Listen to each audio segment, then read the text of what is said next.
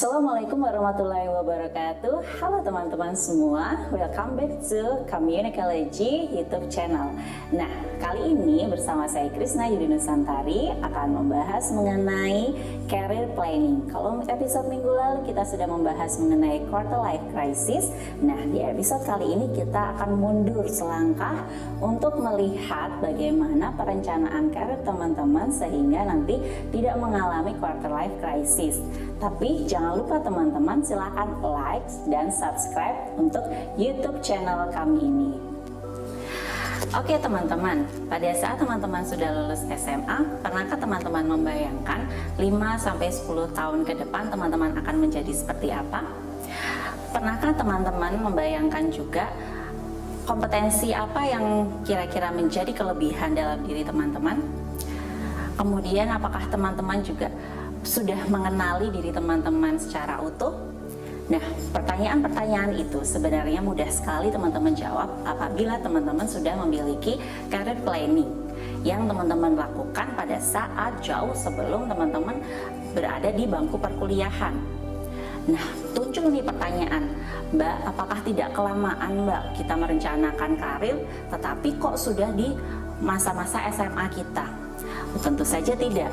Karena apa? Karena justru ketika kita mempersiapkan jauh sebelum kita terjun di perkuliahan, pada saat kita sudah berada di SMA, nah ini kita punya waktu yang cukup panjang untuk menilik lebih lanjut apakah kita cocok untuk berada di jurusan tertentu. Kemudian kita juga bisa melakukan perencanaan dan menentukan goals yang memang terarah. Nah, oleh karena itu teman-teman, untuk di video kali ini saya akan memberikan beberapa hal yang perlu teman-teman perhatikan untuk perencanaan karir ke depan. Jadi stay tune di video ini untuk mengetahui tips dan langkah-langkah yang bisa teman-teman lakukan selanjutnya. Nah, teman-teman, career planning itu bisa kita katakan sebagai perencanaan karir. Perencanaan karir tentu saja nantinya akan membawa kita untuk mencapai kesuksesan di masa depan sesuai dengan passion dan sesuai dengan kompetensi yang kita miliki. Pada saat kita SMA, biasanya kita di akhir SMA itu sudah mulai untuk menentukan apakah kita akan ke jurusan sains atau biasanya kita ke jurusan sosial ataupun jurusan yang lain. Nah, di sana ya kita mendapatkan dukungan dari guru BK misal atau orang tua sebagai support system kita untuk menentukan arah yang nantinya bisa menjadikan karir kita di masa depan. Nah, tentu saja di sini kita harus punya langkah-langkah yang konkret, langkah-langkah yang jelas dan terstruktur sehingga pada saat kita menentukan kita tidak galau lagi. Oke teman-teman, ikuti langkah-langkah yang akan saya berikan berikut ini. Yang pertama, teman-teman harus menentukan who. Who ini adalah kita harus bisa untuk mengenali diri kita sendiri. Kita harus bisa untuk mendeskripsikan mengenai kemampuan yang kita miliki, kelebihan, kelemahan, gitu ya. Kemudian kita juga bukan hanya fokus pada kelebihan saja, tetapi kelemahan juga harus kita perhatikan. Karena apa? Ketika kita tahu kelemahan kita harus mulai aktif untuk mencari bagaimana caranya supaya kelemahan ini tidak mendominasi dan menutup kelebihan kita.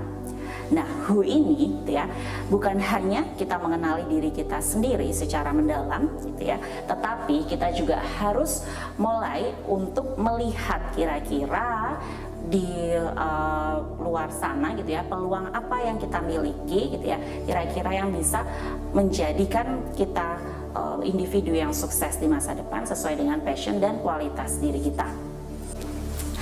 Dalam mengakses mengenai diri teman-teman gitu ya, teman-teman bisa melakukan beberapa cara.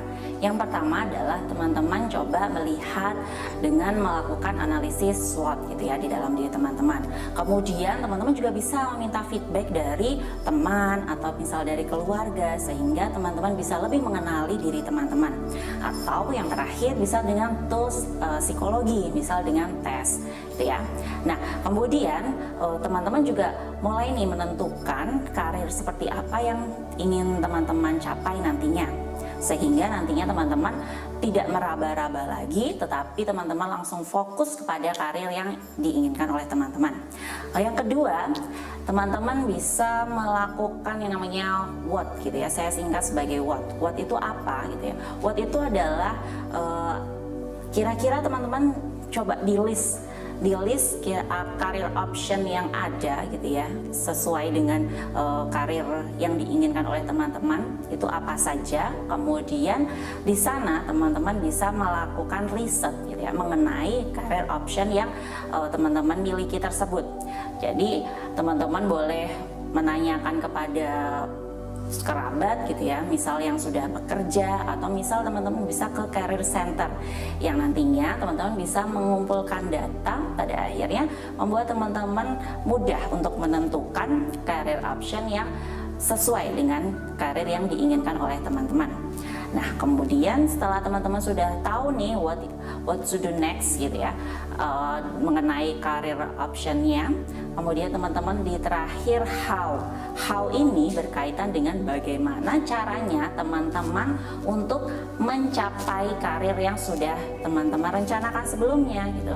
Jadi di sini teman-teman bukan lagi hanya melakukan perencanaan, tetapi sudah menuliskan secara konkret gitu ya, hal-hal apa saja yang perlu teman-teman lakukan untuk bisa mencapai karir tersebut.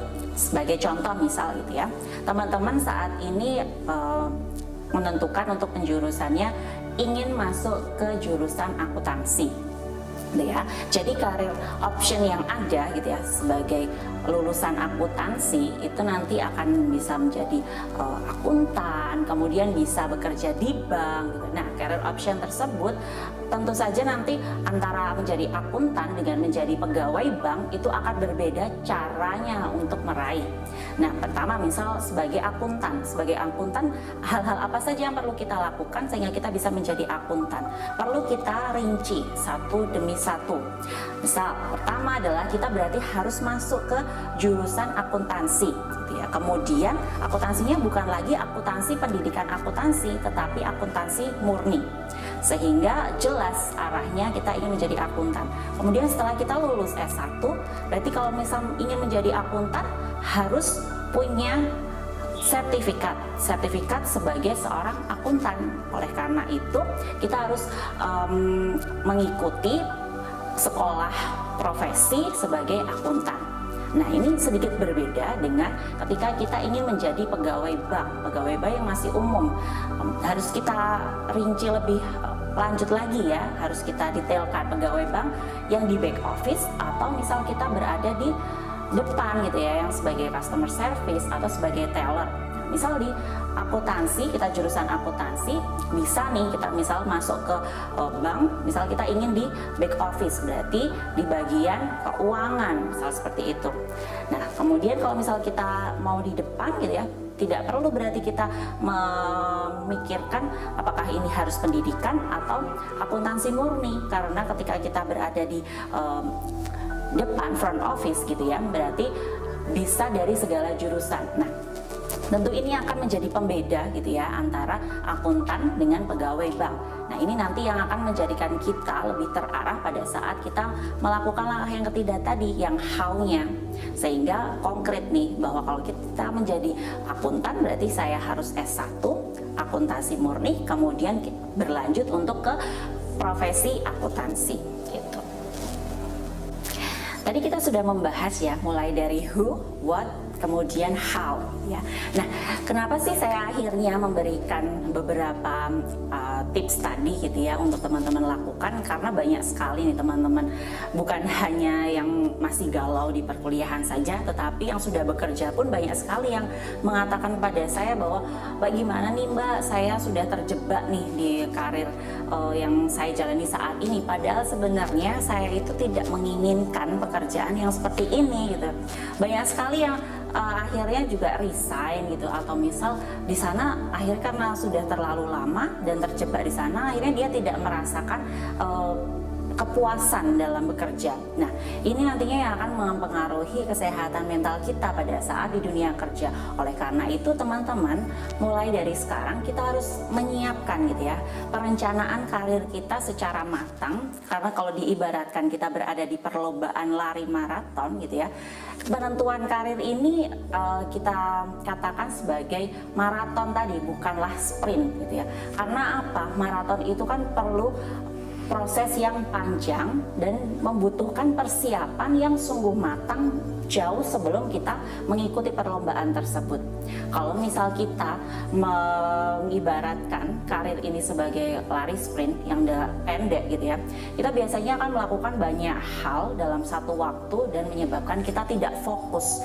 Oleh karena itu malah justru masa depan kita juga tidak jelas gitu, dan kita pun juga tidak merasakan kepuasan pada saat melaksanakannya. Kita tidak bisa all out ketika kita menjalaninya.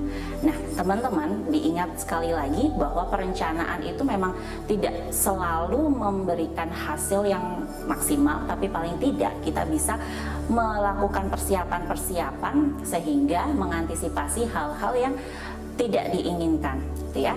Oke, sebelum teman-teman lebih lanjut lagi untuk melakukan perencanaan karir, teman-teman juga perlu memperhatikan lingkungan sekitar teman-teman. Support dari lingkungan seperti apa? Karena ketika kita ingin menggapai karir di masa depan, itu bukan hanya diri teman-teman sendiri saja, tapi lingkungan pun juga harus memberikan dukungan sesuai dengan apa yang teman-teman ingin capai. Ya teman-teman, tadi kita sudah membahas langkah-langkah yang bisa teman-teman lakukan dalam perencanaan karir. Dimulai dari assessing who, kemudian what, dan yang terakhir adalah how. Tentu diingat teman-teman bahwa support system teman-teman harus teman-teman dapatkan sehingga teman-teman bisa mencapai karir yang sesuai dengan yang diinginkan oleh teman-teman. Ingat bahwa mimpi tanpa perencanaan dan aksi maka hanya akan sekedar mimpi dan tidak akan bisa menjadi kenyataan. So teman-teman, segeralah bergerak dan lakukan perencanaan sekarang juga. Dan fakta bahwa teman-teman melihat video ini menunjukkan bahwa teman-teman sedang melakukan perubahan ke arah yang positif. Lakukan terus dan terima kasih telah menonton video ini. Sampai jumpa di episode selanjutnya dengan tema yang lebih menarik. Jangan lupa sekali lagi teman-teman, like dan subscribe untuk YouTube channel kami. Terima kasih. Wassalamualaikum warahmatullahi wabarakatuh.